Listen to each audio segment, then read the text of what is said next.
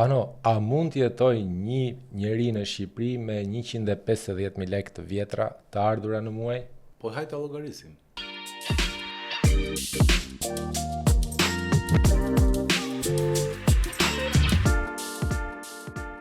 Një njeri në Shqipëri, natyrisht kërkesa fiziologjike duhet të përmbush një kohë për gati 2000 kalorish në ditë. Dhe unë nuk po bëj shumë matematikën e kalorive, pavarësisht se jam I mirë tek ajo, se nga që merrem dhe vetë me unë më pëlqen të merrem me trajtimin e trupit, më saktë, bëj palestër, jam njëri që jam kujdesur për një shëndet mirë dhe kjo më ka hapur I dritare te kjo bota tjetër, që është bota e kësaj që do flasim tani, pra kalorit, si merr, çfarë duhet, sheqeri, proteina etj etj.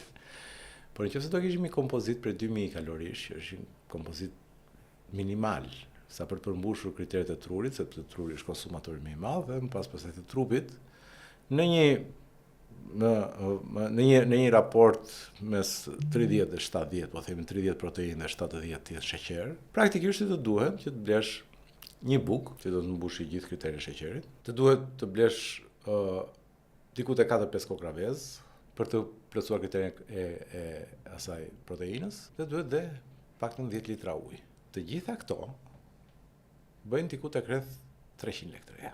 Pra, po flasim, pra shikoj se ku jemi. Jemi tek 300 lekë të reja ditë. Pra këtu jemi tek baza e bazës, pra nuk po shikoj atsesijet, asgjë si vetëm buka, pra bukë thatë, ujë dhe 3 kokra vezë bëjnë 300 lekë. Kupton? Nëse ti do t'i shtosh pak, se të duhet edhe ca gjëra tjera, duhet ca fibra, duhet edhe ca ingredientë tjerë, djathi, apo bulmeti, qumshi etj. Një qumësh sot bën 2000 lekë, pati 5000 lekë. Nëse të duhet të shtosh edhe një domate, apo një gjysmë kile domate, apo pak kastravece etj. Të duhet edhe 1000 lekë tjetër, që shojnë 6000 lekë, po flas me të vjetra, 6000 lekë. Tani 6000 lekë duhen në cilësinë më mizerabël të jetës për të mbajtur gjallë aktivitetin fiziologjik tënd. Pra, cilësia më mizerabël, por vetëm për të mbajtur gjallë aktivitetin fiziologjik. Çfarë do thotë, nëse je në majt malit, ka rënë avionin në majt malit, këto janë komponentët që do të plotësonin ty të paktën aktivitetin fiziologjik. Pa shtuar këtu kemi pagesën e dritave, ujit, internetit, apo shërbimet të tjera, transportit, bileta e autobusit e tjera. Çka do të thotë që nevoja bazë dhe në bazë të raportit që ka nxjerrë avokati I popullit, se avokati I popullit financon her pas here studime, raportet e tilla, po studimet që nxjerrin raportet e tilla, sa është ajo që quhet baza biologjike e mbijetesës. E ardhura minimale në këtë rast. Ne kemi arritur në përfundimin që duhen diku tek rreth 800 lekë të reja ose 8000 lekë të vjetra në ditë që një njeri të mbijetojë. Një njeri aktiv, një njeri që është marrëdhënie pune, një njeri që përpiqet, një njeri që siguron të ardhura, po ndërkohë kemi edhe një kategori njerëzish që shpërblehen me një pension prej 150.000 lekësh. Ky është problemi I madh. A është tallje kjo pano? Shiko, ky është debati I madh. Unë do ta shikoj racionalisht. Në një moment nuk po them fare, pavarësisht prospektit tim politik, asaj që unë besoj politikisht. Po them, po mendoj një moment që kryeministri nuk e do këtë situatë. Gjëja e parë që bën një kryeminist që nuk e do këtë situatë është, shikon, nga vijnë të ardhurat për pensionet. Të ardhurat për pensionet vijnë nga njerëzit. Njerëz që punojnë, derdhin sigurime shoqërore dhe me këto sigurime shoqërore paguhen ata pensionistë që kanë kaluar sot dhe po gëzojnë vjeshtën e jetës tyre. Pra, por kush është baza e të ardhurave? Është gjithë pishina e njerëzve që punojnë. Këta derdhin sigurinë shoqërore. Sa më shumë lekë të derdhin këta, aq më të larta janë pensionet. Sa më pak lekë, aq më të ulta janë pensionet. Tani, lekët që vijnë nga sigurimi shoqërore, kush janë dy komponentët bazë të prodhimit matematik? Është numri I njerëzve dhe sasia e të ardhurave që sigurohet për njeri, për individ. Pra, ai quhet koeficienti I taksimit. Numri I njerëzve është shumë I rëndësishëm. Koeficienti I taksimit është pak delikat, nuk mund të lëvizë her pas here. Pra, nëse ti e ke sot për shembull 22%, nuk e bën dot 25%. Sepse është ka si problematika ajo gjë. Atëherë, çfarë ku mund ndikosh ti si qeveri, ti si kryeministër, tek numri I njerëzve që ofrojnë sigurinë shoqërore. Por nëse ti fillon dhe të bie numri njerëzve her pas here, vit pas viti, kohë pas kohe, dhe nuk i se ikin pak, nga Shqipëria ikin gati 30.000, 40.000 njerëz në vit. Çfarë ikin thoni ju? Mos ikin fëmijë apo po ikin pleq? Jo. Po ikin njerëz që janë forcë punëtore. Kjo gjëja sjell sa më pak njerëz rinë në Shqipëri, aq më pak të ardhura ka për pensionet. Sa më pak të ardhura ka për pensionet, aq më të vogël do të kenë pensionin pensionistët. S'është matematike thjeshtë ajo gjë. Kështu që një kryeministër nëse do ta kishte seriozisht, gjëja e parë që do bënte do thoshte pse ikin këta njerëz? Nuk po ikin njerëz që nuk kanë punë. Kanë filluar po na ikin ajo që quhet zemra e shoqërisë. Njerëz me punë, madje me punë cilësore. Njerëz me pozitë cilësore në shoqëri. Mjek, inxhinier, IT, zanatçi. Çfarë do thotë që këta njerëz nuk po ikin sepse nuk kanë lekë këtu në Shqipëri. Ase nuk po marrin rroga në Shqipëri. Por këta njerëz po ikin sepse këtu Shqipëria nuk i ofron kushtet e tjera që duken ndytësore, por që në fakt vërtet janë primare. Çfarë janë? E para fare është shëndetësia, arsimi. Në përgjithësi njerëzit që punojnë janë prindër, të cilët kanë familje dhe fëmijë. Dy janë elementet bazë me të cilët ti nuk negocion dot. Shëndetësia, përshëndetin dhe arsimi që është e ardhmja. Fëmijëve. Shkolla e fëmijëve. Për këto të dyja ti nuk negocion, për çdo gjë tjetër dhe negocion. Dhe këtu kalojmë te komponenti e tretë, kush është pabarazia. Është shanset e pabarabarta. Ne nuk kemi të barabartë në shoqëri, por shanset duhet i kemi të barabartë. Pra këtu padrejtësia dhe fakti që këtu mbyllet rruga, mbyllet horizonti për shumë njerëz për shkak të kushteve të pabarabarta që kanë me shumë njerëz të tjerë, këtu e bën të pamundur qëndrimin. Çfarë do të them me këtë? Ti nuk je i barabartë me djalin e një ministri. Unë nuk jam i barabartë me një deputet. Ai ka avantazhe shumë të mëdha se sa unë. Djali i ministrit ka shumë avantazhe se ty. Kjo është shoqëria e padrejtë. Kjo është shoqëria e cila ka braktisë drejtësinë. Dhe çfarë ka prodhuar? Ka prodhuar një pabarazi në shanse. Sepse në fund ne e dimë që të gjithë në produkt në fund fare do jemi të pabarabartë. Ti më i zoti se unë jam, por shanset, startin e kemi në të njëjtën vijë. Para ligjit përgjigjemi të dy një lloj, sepse rregullat e ligjit janë edhe për mua dhe për ty. Nëse rregullat e ligjit janë vetëm për mua. Parimisht kështu është, po, jo. Ndryshe funksionon. Kjo është shoqëria. Pra, nëse rregullat e ligjit janë vetëm për mua dhe ti je i lirë të shkel ligjin sa të duash, nuk kemi të barabartë, ti do fitosh, është e sigurt. Po atëherë unë çfarë bëj? Unë nuk mund të rrim këtu. Iki se nuk fitoj dot. Do fitosh ti që je djali i ministrit. Një nga kategoritë që mua më dhëmb realisht, jam i bindur edhe ty dhe kujdo tjetër që na ndjek tashmë, është edhe ajo shoqëri, ajo pjesë e shoqërisë tonë që ka kontribuar vite më përpara, pra pensionistët, unë e kam prekur edhe në shumë materiale të mia të mëhershme, qoftë në media, qoftë në rrjetet e mia sociale, sepse shoh si shtresën më të pambrojtur. Shpesh herë më duket sikur këto politikat financuese, mbështetëse, bonuset e fund vitit apo rritja e indeksimit pensionit e tjera me radhë, më duken si tallse. Unë dua të pyes pak inteligjencën artificiale, Zana është bashkëprezantuesja ime dhe e kam futur jo pa qëllim, jo për të na bërë ne oponents, por shpesh herë ne na duhet të jemi korrekt edhe me shifrat që ne marrim apo raportojmë apo përcjellim dhe duke qenë se edhe ne kemi një ministre të inteligjencës artificiale, kam menduar që pse jo mos të kemi edhe ne zëvendës ministre. Çfarë mund të bëjë një individ me 15.000 lekë të reja në Shqipëri? A janë të mjaftueshme për të mbijetuar apo jo? Ma thua pak Zana, të lutem? Me rreth 15.000 lekë të reja në muaj, që janë pak më shumë se 130 euro, mund të mbijetosh në Shqipëri, por do të jetë pak e vështirë, sidomos në qytetet më të mëdha si Tirana. Këto të ardhura do të mjaftojnë për shpenzime bazë si qiraja një dhome të vogël, ushqimi i thjeshtë, transporti publik, megjithatë mund të ketë pak sfida për kursime ose shpenzime të tjera ekstra. Në përgjithësi, me 15.000 lekë të reja në muaj, mund të mbulohet një dietë bazë. Për shembull, buka, vezët, qumshti, perimet dhe produktet bazë të tjera mund të gjenden me çmime të arsyeshme, sidomos në tregjet lokale. Sidoqoftë, do të duhet të bësh zgjedhje të kujdesshme dhe të shmangësh shpenzimet e panevojshme. Pra, është e mundur, por kërkon një planifikim të mirë dhe ndoshta pak sakrifica. Pano, ndonjëherë edhe inteligjenca artificiale ndoshta edhe manipulohet.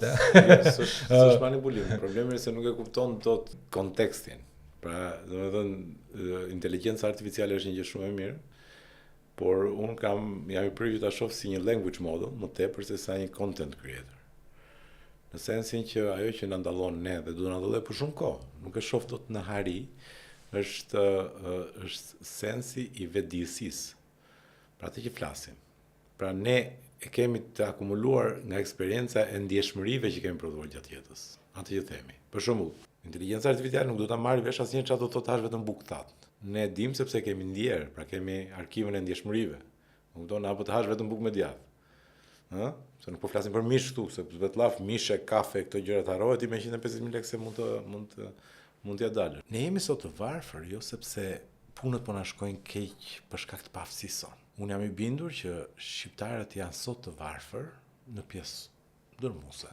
Po themi 46% thot Banka Botërore, po unë besoj se janë diçka më tepër se sa aq, për shkak se ka një projekt për t'i mbajtur të varfër. Pra, shiko, çfarë do donte një lider autokrat pushtetar, që ka pushtetin. Të ketë një popull të nënshtruar. Të ketë një popull të nënshtruar. Dhe në ditët e sotme ku kapitalizmi flet, populli nënshtruar do të thotë popull që blehet i varfër. Po. Që ta blesh lirë me pak lek. Po një të pasur nuk e blen dot lirë. Një njeri të lirë nuk e blen dot lirë me çmim. Kë blen lirë? Një të varfër. Dhe prandaj kjo teza që un kam përmendur gjithkohon është lej të varfër, mbaj të varfër, sepse kur të duhen, do t'i blesh ti shumë lirë. Dhe çfarë ndodh me këtë? Pensionet nuk rriten. Thonë që nuk ka para, nuk është e vërtet fare. Por parat, nëse do shkonin te pensionisti dhe pensionisti do ta kishte të sigur një të ardhur vetë që nuk është se ja di për borxh as kujt, as Ramës, as Berishës, as njeriu tjetër, po ja di për borxh viteve të veta të punës. Dhe nëse do të ishte e konsiderueshme, atëherë ti nuk do e bleje dot. Ai do fillon të mendonte vetë. E njëjta gjë edhe me pjesën tjetër të shoqërisë. Ë? Pra ti mundohesh të ndërtosh ishuj varësie brenda çdo individi, me qëllim që kur të vi momenti krucial për ty, që janë zgjedhjet, ë, të kuptojmë se çfarë do blesh ti janë votuesit. Ti blesh sa më lirë atë. Ti nuk zbaton ligjin të legalizimit, nuk jep certifikata e legalizimeve. Ti nuk zbaton ligjin tek hipoteka, nuk jep certifikata. Ti nuk zbaton ligjin tek licencat, nuk jep licenca. Jo sepse të kushtojnë gjë ta japësh, por sepse do që t'i japësh në momentin kur ato do të shërbejnë ty. E mban 2 vjet pa ja dhënë. Vjen periudha e fushatës pa ja jep legalizimin, certifikatën, licencën, nuk e di. Inaugurimin e ndonjë rruge. Çdo gjë. Pra, ideja është që ky është një projekt dhe projektet e tilla janë ato që e shohin njerëzit si kavje, të cilët mund të shërbejnë në laboratorin shkencor të prodhimit pushtetit. Dhe prandaj unë e shoh edhe këtë çështjen e diskutimit që kemi sot për pensionat. Unë nuk e shoh si një problem që vjen për shkak të keq menaxhimit që kemi bërë ne financave tona, apo për shkak se edhe në këtë situatë kaq të keqe sa që është Shqipëria, pra ku ka nikur gati gjysma e vendit. Përsëri edhe sot ne kemi mundësinë për të trajtuar me dinjitet, nuk po them mund të marrim pensione të mëdha, por dinjitet. Dikur mbaj mend që në punët e mëparshme diskutonim sepse paga na kaloi nga data 24-25 dhjetor dhe mes shokësh këmbenim batuta që nuk vjen një shkurti kurrë. Sepse ishte ajo distanca e pagës, ti llogarit 30 ditë për të shpenzuar, plus janë festat, viti i ri etj me radhë iku viti i ri, por ka mbetur fatura. Çfarë do të bëjnë pensionistët tashmë, sepse morën shpërblimin, kanë marrë një rritje. Jo, nuk e kanë marrë. Nuk e kanë marrë. Do të them se ndoshta do të shërbej. Edhe unë kisha bërë planifikuar për dalë në një dalje time publike. Jo të gjithë pensionistët morën rritje, se u keq lexua kjo gjë. Jo, morën vetëm ata pensionistë që marrin pension të pjesëshëm poshtë 21.000 lekëve në muaj dhe pensionistët që marrin pension të plot poshtë 40.000 lekëve në muaj. Vetëm atyre ju është atribuar rritja. Gjithë tjerët nuk marrin. Çka do të thotë që diku tek rreth 40% e pensionistëve nuk marrin pension. Rastësisht teksa po vija në punë, takoj një pensionist dhe më thotë që mora bonusin e fund vitit dhe tashmë pensioni im do të rritet me 800 lekë në muaj. Dhe kjo nuk është rritje, më tha. Ju duhet flisni, ju brezi i ri që jeni, duhet ngrini zërin për ne që kemi kontribuar më herët dhe e kam detyrim moral që ta shpreh këtë shqetësim.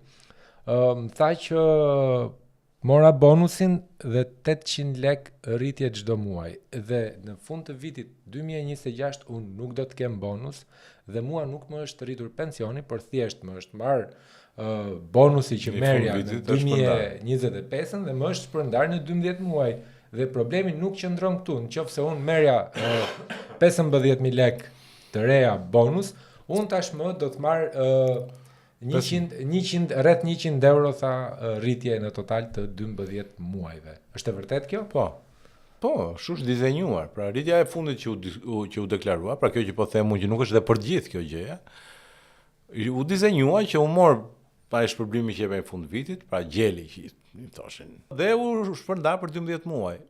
Dhe ju takoj nga 8.000 lek 800 lek, do me thënë, në rritje pensionistëve të cilët menin shpërblimin. 800 lek, shumëzim 12 bëjnë 9.600.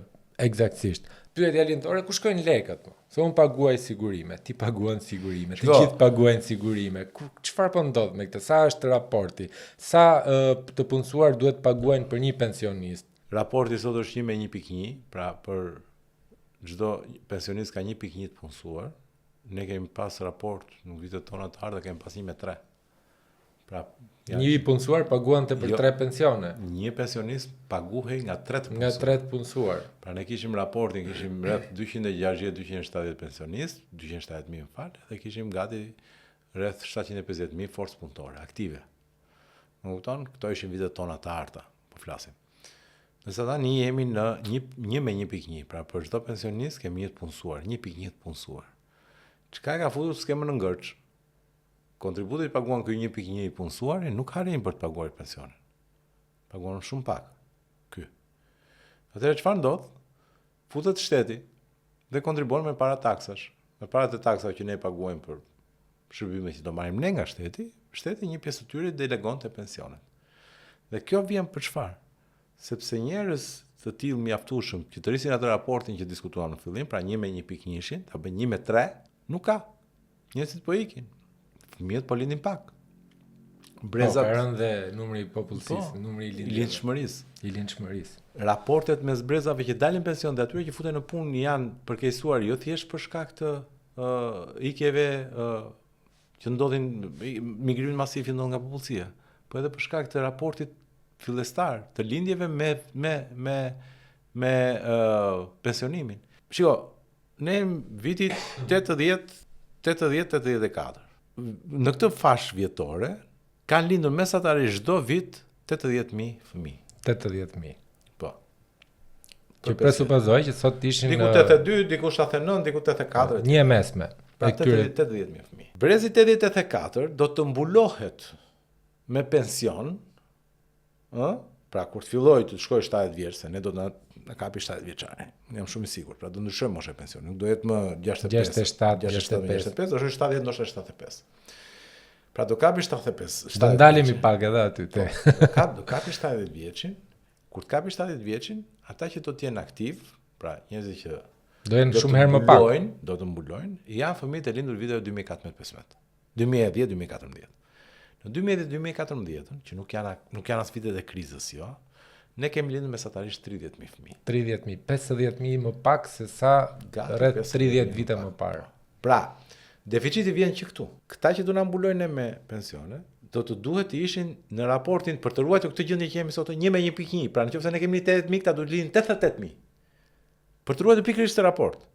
Dhe të ishin aktiv 88.000, por këta janë 30.000 dhe aktiv nuk janë as gjysma, se gjysma kanë ikur. Kanë ikur me prindrit, nuk diskutohet. Do kontribojnë në një vend tjetër. Patjetër. Pra, skema po shkon në këtë drejtim dhe natyrisht që gjitha kjo çfarë do prodhojë? Do prodhojë ngarkesë për buxhetin e shtetit, sepse kur është ideuar në fillim gjithmonë, ki parasysh. Skema e pensionit është ideuar gjithmonë në formë piramide. Pra, duke projektuar që viti pasardhës do të ketë më shumë fëmijë se sa viti paraardhës. Dhe kjo rritje nuk do të ndalojë asnjëherë. Skema e pensionit është projektuar që në kohën e Bismarckut. Po mirë, çfarë mendon një pensionist kur sheh në media ndoshta edhe skandale të pa konfirmuara ende apo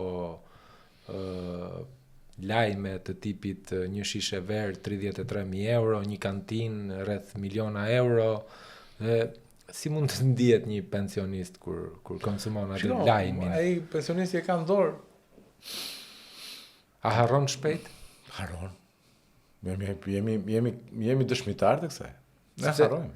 Sepse në media kemi dëgjuar shumë skandale për sa i përket edhe koncesioneve, incineratorëve, parave të pistas që kanë qarkulluar gjithmonë në financimin e bloqeve të apartamenteve. Të gjitha Do të thënë këto. janë një mori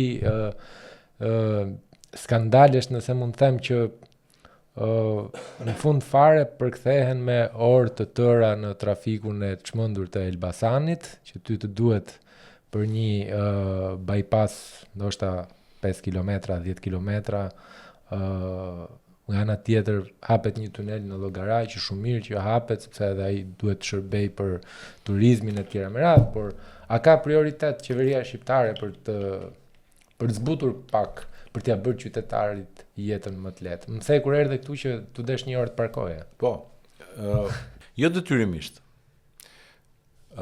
Ki parasysh si funksionon politika. Qëllimi i politikanit është të rinë pushtet, jo detyrimisht të shërbej qytetarit. Këto misionet fisnike janë të kaluar në kohë tashmë, nëse ti shikon Nuk e beson më njeri. çfarë ka prodhuar real politika moderne, me çfarë kemi sot pushtet gjithë, jemi shkëputur ne nga kjo gjë. Madje kur ti del dhe të shohin të tillë, të kujtojnë gjithmonë të shprehen që i mirë nuk fiton asnjëherë. Nëse ti shkon dhe mendon vërtet për njerëzit, shanset janë që ti mos fitosh. Nëse ai që bën atë kombinimin kapi ke interesi personal që të fut ato lekët e tjerë, por që e ka për veten e vet, pra që qëllimin final e ka të fitojë ai vet, ai ka më shumë shanse, shumë më shumë shanse se sa ty që të fitojë. Në 11 maj kishim zgjedhjet ne. Të njëjtët pensionistë që janë sot kanë qenë dhe në 11 maj. Dhe çfarë votuan? Votuan këtë njeriu që e ka mendje të vjedh dhe të krijojë sa më shumë pushtet për të kontrolluar sa më shumë jetën publike të vendit. Ky është modeli. Atëherë çdo kush i doj të ketë sukses do duhet të ndjek këtë model, sepse populli këtë do. Kështu lexoj. Nëse ti shkon me idenë që shiko, unë do mendoj për popullin, do mendoj për pensionistët, do mendoj për punëtorët, do mendoj për biznesin, do mendoj për qytetarët, për fëmijët, për shkollat, për spitalet. Nuk fiton. Është e sigurt. Nëse ti shkon dhe thua dëgjoj, ti ke këtë legalizimin, do të jap punë, ti tjetri ke këtë hipotekën, do të jap punë, ti na këto 200 euro, ti tjetri ke këtë, ti do të marr vajzën në punë, në punë do ta mbaj 3 muaj me nga 600.000 lekë, me 1.800.000 lekë. 1.800.000 lekë, më jepni mua 4 vota sa keni ju, ja bleva me 500.000 lekë votën. Gati. Pra, këtë nëse ti do të mbështesësh, nëse ti do të mbështesësh këtë lloj modeli, ky lloj modeli do të pastaj do të përqafohet nga të gjithë. Nga 1 janari i këtij viti edhe paga minimale është rritur. Ne operojmë me lekun shqiptar, kryeministri del dhe thot 500 euro, po nga ana tjetër euro është vlerësuar dhe nuk e di këtë llogaritjen se si mund të jetë, po kjo nuk ka dhe aq shumë rëndësi. Ka të rinj sot që bëjnë 2, 3 dhe 4 punë. Dhe në fund muajit përsëri janë kohen. Nuk del, është rritur inflacioni, kostoja e jetesës, janë rritur edhe kërkesat.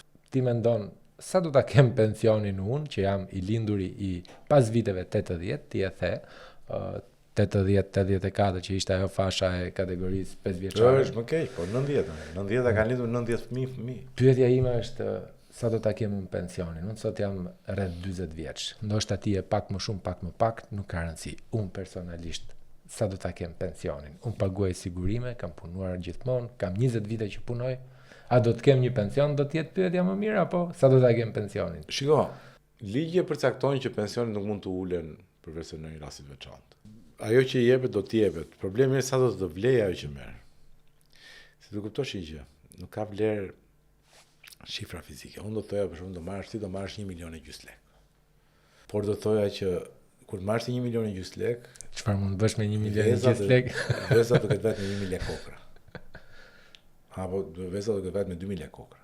Kur ti të marrësh 1 milion lekë. Ti do ishe e gëzuar apo jo? Patjetër që jo. Që ja vlerë se quhet. Pra nuk ka rëndësi vlera nominale. Ti më pyet mua se sa do ta kem pension, nuk e di. Letra janë, me printojmë sa duam, sa duash ti, sa e do ti. Shifra.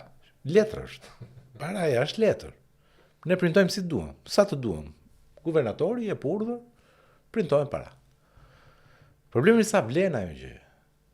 Dhe unë po them që ajo që do ndodhi, për shkak të shumë rrethanave, është ajo që po ndodh deri tani, por edhe e progresuar matematikisht. Çka ka ndodhur deri tani?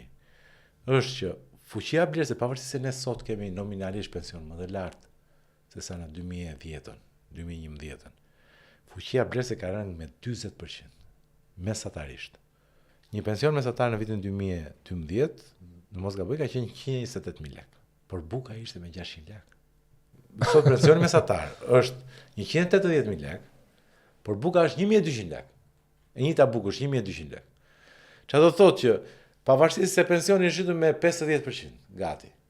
Me gati 50%, çmimi i bukës është dyfishuar, nga 600 nga vajti 1.200.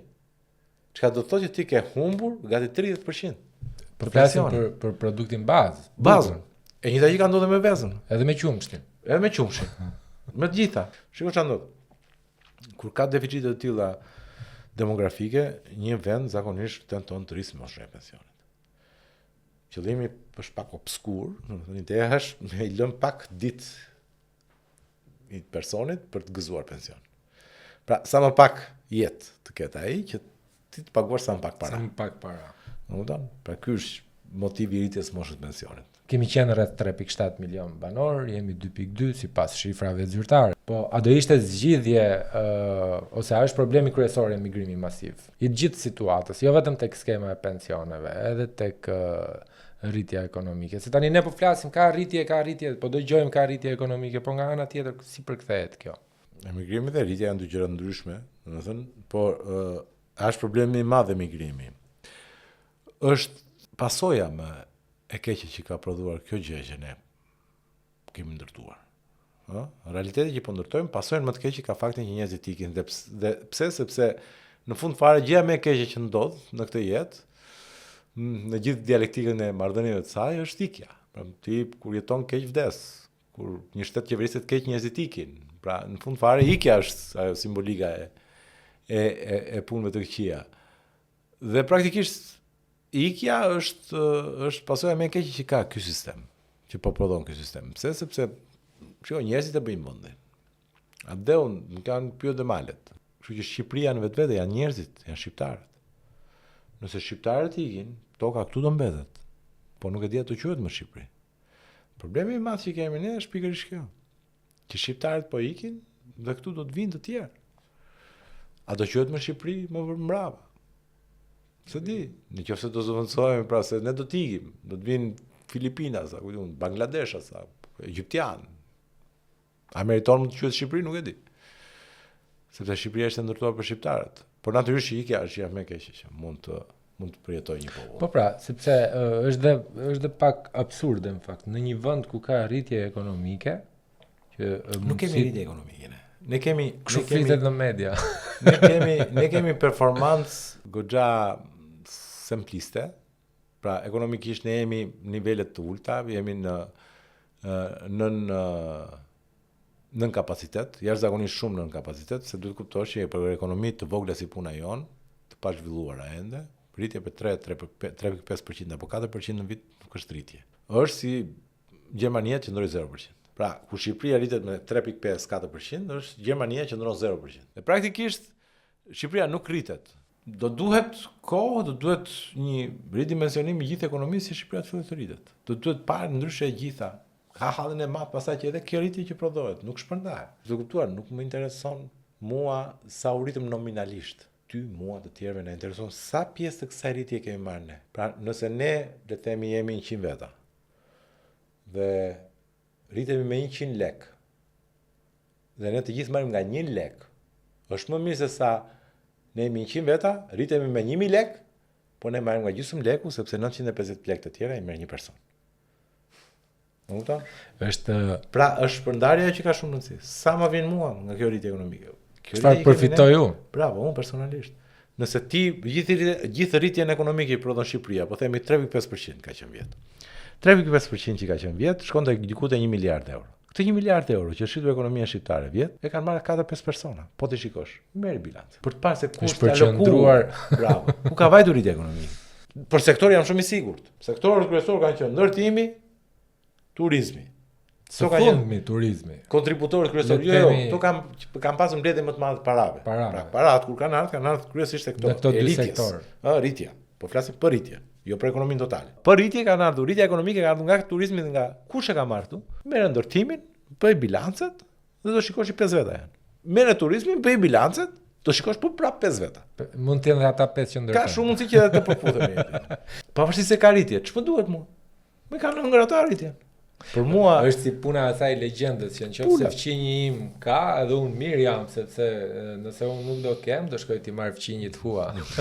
Jo, do të thënë kjo është ajo kur ne kemi 3 pula dhe ti ha të treja, unë s'has një, i bie që mesatarisht kemi 1.5 pul secili, nga 1 pulë gjysmë secili, por praktikisht ti ke 3, unë kam 0. Unë kam 0.